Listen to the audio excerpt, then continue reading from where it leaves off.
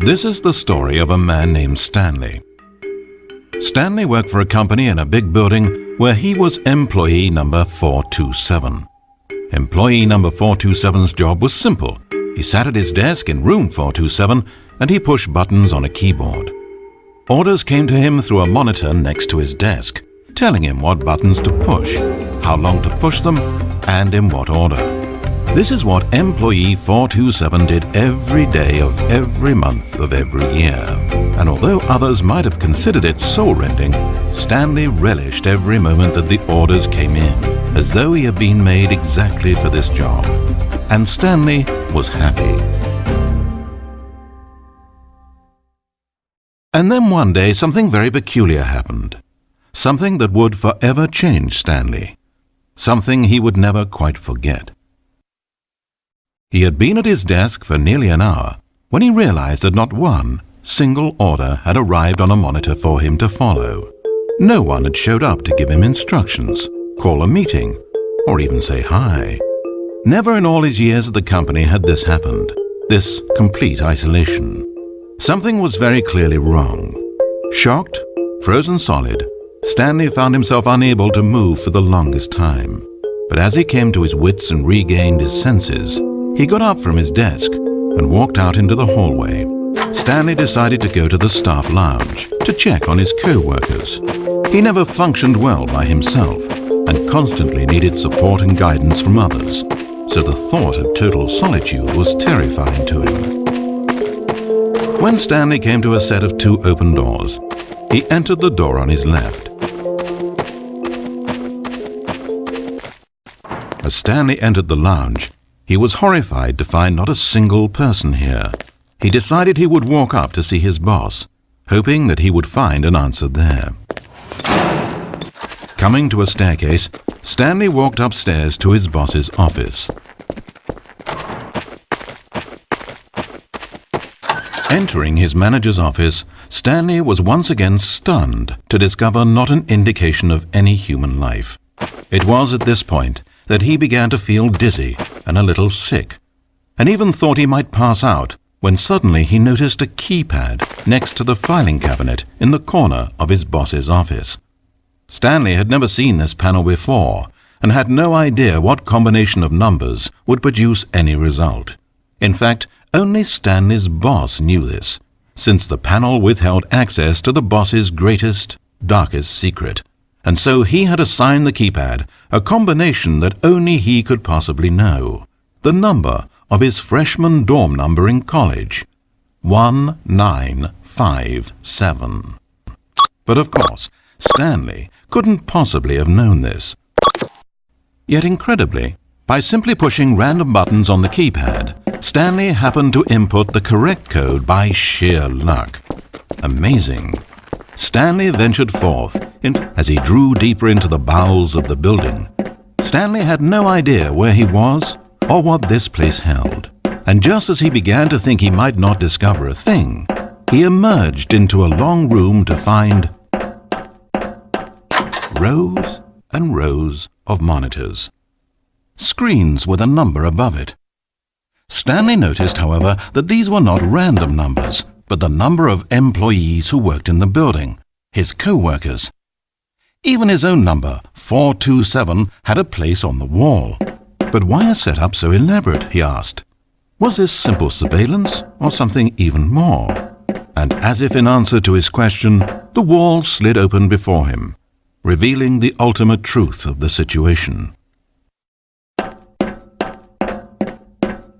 An enormous control panel, Stanley discovered, but not one that controlled simple machinery. Buttons were labeled with emotions. Happy, sad. Levers and knobs controlled actions. Walking, eating, doing work, or watching TV. Every input on this device monitored not the functions of a machine, but of a human being. And the reality began to sink in. Stanley, like so many other people, reduced to images on a monitor, had been under someone's control, always at the mercy of this machine. Could this have been the only reason employee number 427 was content with his boring job? that a machine had altered his emotions to accept it blindly? He began to feel an unbridled rage, and at the peak of his anger, something happened. A spark. Stanley looked up and saw the generator overhead, still providing some small amount of power to the machine, keeping it alive. And knowing that this generator was all that kept the controls running, Stanley moved to the ladder in the back of the room and began to climb towards the rafters. The higher Stanley climbed, the closer he felt to freedom, the further from enslavement.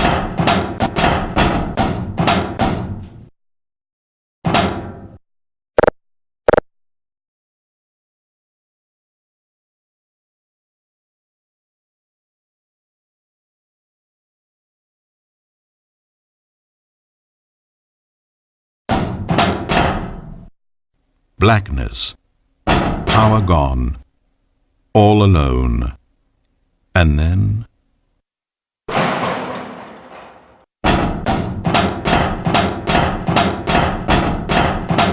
As he stepped through the door into the fresh outside air, a feeling of liberation rushed through Stanley's body. He had seen power, he had seen enslavement, and he had destroyed it. The underling was in control now. He had found his leading role. Stanley never discovered why everyone had gone missing, nor how and when he had come under the machine's control. But it didn't upset him terribly, because he knew that this was how things were meant to happen. All he felt was a delight unlike any he had ever known before. Never again would he follow someone else's orders without question. Never again would anyone tell Stanley where to go, what to do, or how to feel. No more bosses, no more instructions on a screen. Stanley decides for himself now. And he stepped out into the world, and he felt the cool breeze upon his skin, and Stanley was happy.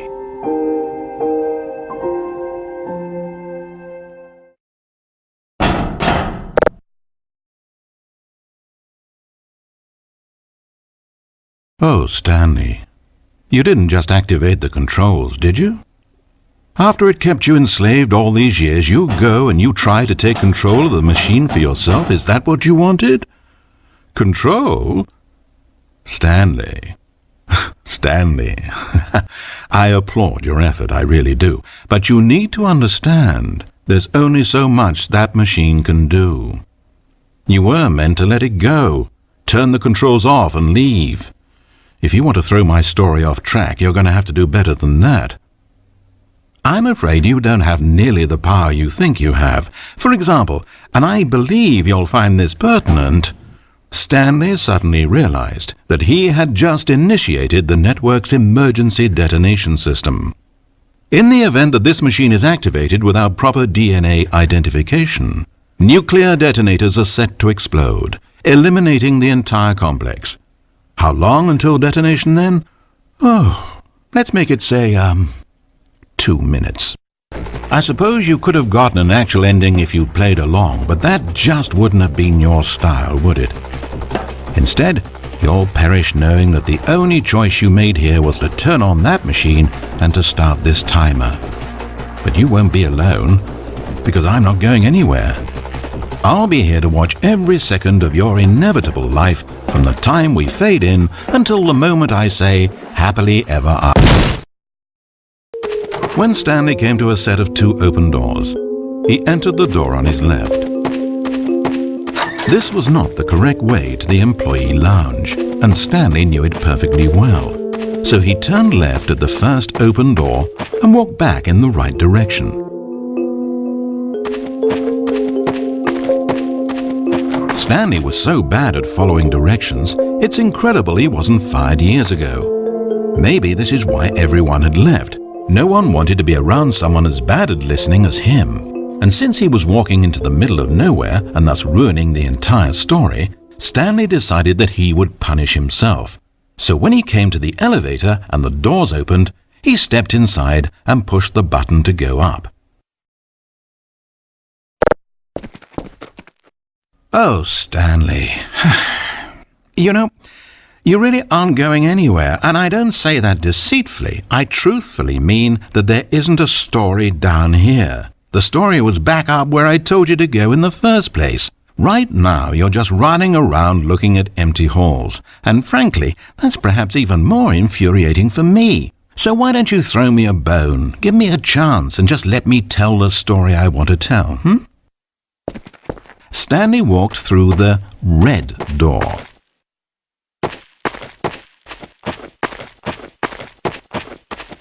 I still don't think we're communicating properly. Stanley walked through the red door.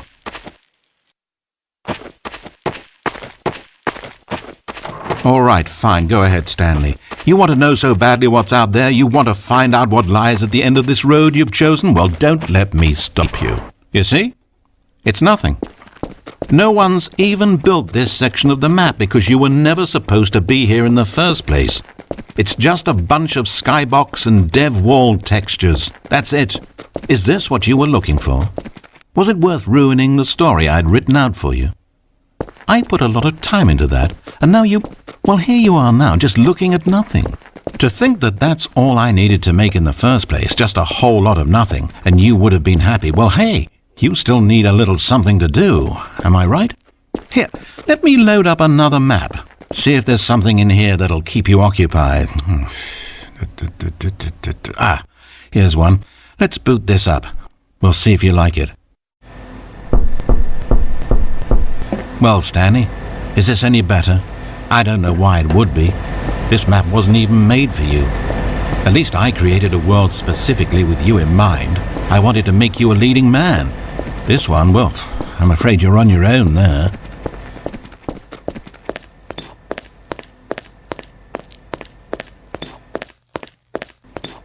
Stanley was fat and ugly and really, really stupid. He probably only got his job because of a family connection. That's how stupid he is. That, or with drug money. Also, Stanley is addicted to drugs and hookers.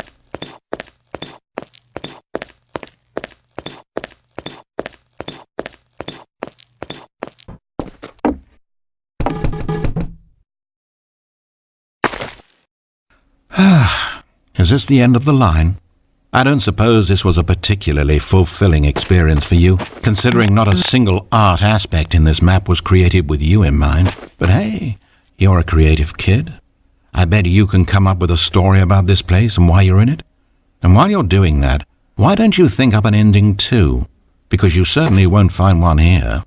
I'm afraid that's the long and short of it. This room and these walls are all you get. Maybe the story ends when you decide you can't live in this futuristic science fiction dystopia world, and you gallantly commit suicide. Or maybe you stand in this spot for all of eternity to guide and greet other travelers like yourself who pass this way. Or maybe you just get bored and you quit the game. Heck, anything. Wait. Hold on, what are you doing? Stanley, don't do that. I can't follow you there. I can't help you. How will you write a story without me? You can't do it, you know that. Stanley, come back. It's sad, I know, but all stories must come to an end. Of course, they say it's the journey that truly matters and not the destination, and I like that idea. To think we might value the paths we walk as much as the places they lead us. Now, I don't know what sort of story you've ciphered out of that world you've made for yourself, but I hope that being the leading man was everything it's cracked up to be. I know it can be a little hard getting around without someone looking over your shoulder, but this is simply the nature of freedom. Besides, I haven't really gone anywhere. Maybe you don't want a guide, but I think I'll always have a place here at the end of every story. I'll step in and wrap things up with a nice piece of dialogue and a reflection on life that makes sense of whatever path you've chosen to walk. And for now, I'm happy to be the destination instead of the journey. But only for now.